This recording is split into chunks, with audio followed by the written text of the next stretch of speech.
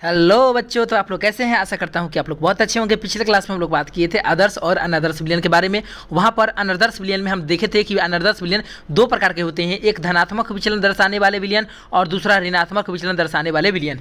ठीक है, उसको पढ़ लेने के बाद हम एक आप लोग को होमवर्क दिए हुए थे, उसमें आपको ये बोला गया था कि आदर्श विलयन तथा अनादर्श विलयन में अंतर को लिख करके और उसको फोटो खींच करके मेरे व्हाट्सएप पर भेज देने के लिए। बहुत सारे बच्चे भेजे भी हैं और बहुत सारे बच्चे ऐसे हैं जो नहीं भेजे हुए हैं। तो जो भेजे हैं उनको बहुत बहुत धन्यवाद, और जो नहीं भेजे हैं उनको भी बहुत बहुत धन्यवाद, क्योंकि आने वाले समय के वो भी तो भविष्य हैं, बेरोजगार की गिनती में आने वाले। वो छोटा नहीं पढ़ेगा तो क्या करेगा। अरे माता पिता कितना खर्चा करेगा, बहानाबाजी करके कैसे भी करके माता पिता से पैसा ऐंठ लेते हैं। वो लोग क्या कर सकते हैं, माता पिता पैसा ही नहीं दे सकते हैं। इतना प्रॉब्लम में बहुत सारे बच्चे के पास मोबाइल फ़ोन नहीं था, गार्जियन कैसे भी करके मोबाइल फ़ोन खरीद दिया। ऑनलाइन क्लास पढ़ेगा बबुआ ऑनलाइन क्लास कर रहा है कि कौन क्लास कर रहा है वह जानता है। ठीक है, जैसे आपकी मर्जी। ठीक है, गार्जियन को लेकिन धोखा मत दीजिए। ठीक है, आइए हम आज शुरू करते हैं। आज का जो मेरा टॉपिक है वो है स्थिर क्वाथी मिश्रण। ठीक है, तो मैं बात करता हूँ कि स्थिर क्वाथी मिश्रण आखिर है क्या। ठीक है, आज इसी के बारे में बात करेंगे। ठीक है, तो स्थिर क्वाथी मिश्रण, देखिए इस नाम से ही लग रहा है स्थिर और क्वाथी यानी कि बॉइलिंग पॉइंट। यानी कि जैसे मान लीजिए कि दो द्रव्य हैं, एक द्रव्य ए है और दूसरा द्रव्य क्या है, बी है। ठीक है, तो अगर ये द्रव्य है और ये भी द्रव्य है, दोनों ही द्रव्य है ना जी। ठीक, और अगर द्रव्य ए है तो इसका कुछ अलग बॉइलिंग पॉइंट होगा। ये द्रव्य अलग है तो इसका भी कुछ अलग बॉइलिंग पॉइंट होगा। मतलब कि दोनों का उबलने का जो ताप होगा वो अलग अलग होगा। ठीक है, लेकिन ज़रा सोचिए, इसको किसी भी तरह एक निश्चित अनुपात में इस प्रकार से मिलाया गया कि दोनों को मिला देने पर, जब दोनों को मिला दिए यानी कि इसमें ए भी हो गया और बी भी हो गया, यदि दोनों को मिला दिए और ये देखा ये गया कि जब इनको टेम्परेचर यहाँ से दिया गया, यहाँ से टेम्परेचर दिया गया, चूल्हा पर रख करके टेम्परेचर दिया गया, तो ए और बी समान ताप पर उबलने लगे, स्थिर ताप पर उबलने लगे, स्थिर क्वाथी हो गए। स्थिर क्वाथी क्या हो गए, मिश्रण हो गया। स्थिर क्वाथी मिश्रण का मतलब क्या, समान ताप पर उबलने लगते हैं। मेरी बात समझ में आ गई। स्थिर क्वाथी मतलब समान ताप पर उबलने लगेंगे। कौन उबलने लगेगा, मिश्रण। क्या चीज़ का मिश्रण, दो वाष्पशील द्रव्यों का मिश्रण। ठीक है, मेरी बात समझ में आ गया। ठीक है, तो चलो आगे बात करते हैं। ठीक है, तो यहाँ पर आपका डेफिनेशन दिया हुआ है कि वैसा द्विअंगी विलयन जिसके द्रव्य एवं वाष्प अवस्था में संघटन का मतलब होता है मिलावट, कॉम्पोजिशन समान हो तथा वे निश्चित स्थिर ताप पर उबलते हैं, क्या कहलाता है, स्थिर क्वाथी मिश्रण कहलाता है। ठीक है, इसको नोट कर लीजिए, मैं अभी इसको समझाता हूँ, नोट कीजिए जल्दी। चूँकि ये स्थिर ताप पर दोनों उबलने लगते हैं, लिक्विड ए और लिक्विड बी समान टेम्परेचर पर उबलने लगते हैं, तो जब समान टेम्परेचर पर उबलेगा तो वाष्प अवस्था में ए और बी का जो अनुपात है, द्रव अवस्था में ए और बी की जो अनुपात है वो दोनों क्या होंगे, सेम होंगे, क्योंकि सेम टेम्परेचर पर उबल रहा है। ठीक है, तो हम यह कह सकते हैं कि स्थिर क्वाथी मिश्रण में उपस्थित अवयवों को अगर अलग करना चाहते हैं तो प्रभाजी आसवन विधि, जिसको इंग्लिश में कहते हैं फ्रैक्शनल डिस्टिलेशन मेथड, द्वारा अलग नहीं किया जा सकता है। ठीक है, तो इस बात को अभी आप लोग ध्यान देंगे। ठीक है, अब हम लोग आगे बढ़ेंगे कि स्थिर क्वाथी मिश्रण कितने प्रकार के होते हैं। ठीक है, जल्द से नोट कीजिए। ठीक है, तो स्थिर क्वाथी मिश्रण की अगर हम प्रकार की बात करते हैं तो ये दो प्रकार का होता है। पहला हो गया न्यूनतम क्वथन स्थिर क्वाथी। पहला क्या हो गया, न्यूनतम क्वथन स्थिर क्वाथी। इसको इंग्लिश में बोलेंगे न्यूनतम का मिनिमम, क्वथन का बॉइलिंग और स्थिर क्वाथी का एजियोट्रॉप। मेरी बात समझ में आ गया। दूसरा जो होता है प्रकार इसका वो होता है अधिकतम क्वथन स्थिर क्वाथी, और इसके इंग्लिश में बोलेंगे मैक्सिमम बॉइलिंग एजियोट्रॉप। ठीक है, तो इसको नोट कीजिए और शुरू करते हैं न्यूनतम क्वथन स्थिर क्वाथी के बारे में स्टडी। ठीक है, नोट कीजिए।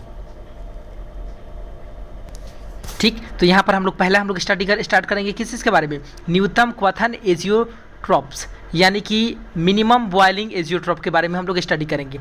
यहाँ पर आप लोग देख रहे हैं साफ साफ कि यहाँ बोल रहा है कि न्यूनतम मतलब सबसे कम, और क्वथन मतलब बॉइलिंग पॉइंट, यानी कि बॉइलिंग पॉइंट क्या हो, कम हो।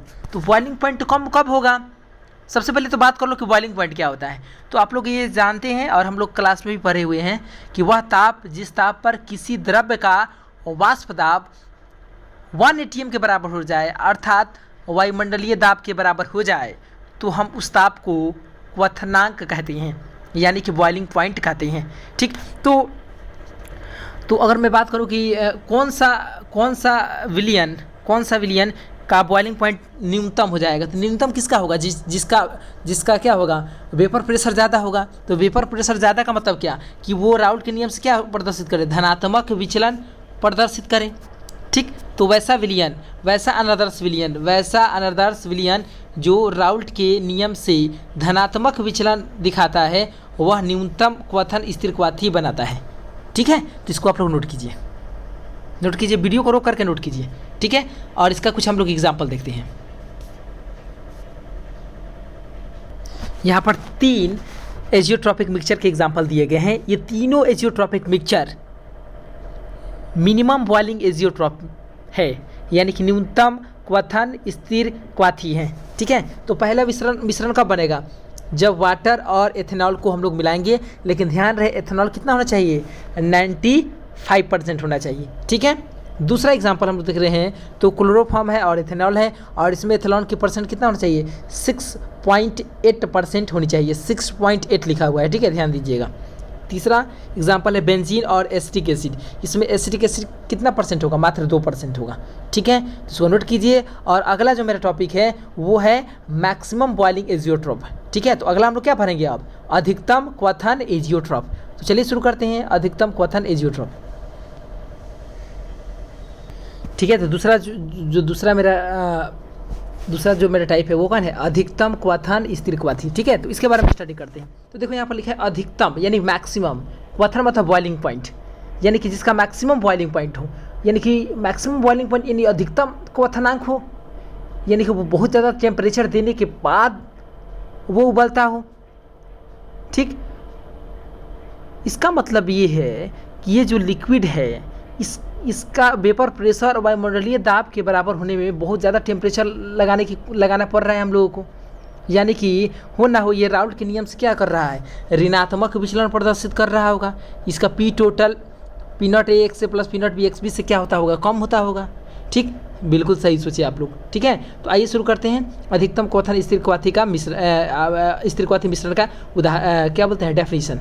ठीक है, तो लिखेंगे वैसा अनआदर्श विलियन जो राउल्ट के नियम से ऋणात्मक विचलन दिखाते हैं, वह अधिकतम क्वथन स्थिर क्वाथी मिश्रण बनाते हैं। मेरी बात समझ में आ गया? ठीक है, तो उसको लिखिए और इसका कुछ एग्जाम्पल देखिए, ये याद रखेंगे। ये दोनों का एग्जाम्पल आपको याद रखना बहुत ज़्यादा ज़रूरी है। ये बिहार बोर्ड में पूछ चुका है। ठीक है, कि न्यूनतम क्वथन एजियोट्रॉप का कौन सा उदाहरण होगा, अधिकतम क्वथन एजियोट्रॉप का कौन सा उदाहरण होगा, तो हम सबका अलग अलग उदाहरण लिखवा दे रहे हैं। ठीक है, तो इसका उदाहरण हम लोग यहाँ देख लेते हैं कि इसका उदाहरण क्या होगा। ठीक है, तो यहाँ पर 3 एग्जाम्पल दिया हुआ है। अधिकतम क्वथन स्थिर क्वाथी का पहला जल तथा HCl का मिश्रण, जिसमें HCl का द्रव्यमान प्रतिशत कितना होगा? 20.3%। दूसरा एग्जाम्पल है जल प्लस HNO3 और HNO3 का द्रव्यमान प्रतिशत कितना होना चाहिए? 58%। जल तथा HClO4 और HClO4 का द्रव्यमान प्रतिशत कितना होना चाहिए? 71.6%। ठीक है, तो आशा करता हूँ कि आप लोगों को ये आपको समझ में आ गया होगा।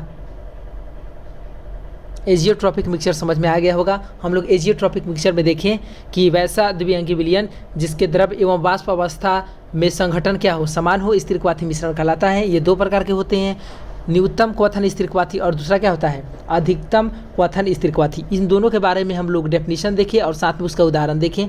ठीक है, आप लोग इस सभी को नोटबुक में नोट कर लीजिए और इसको ध्यान से पढ़िए। ठीक है, ठीक है, तो आप लोग को यहाँ तक समझ में आ गया, इसको नोट कर लिए।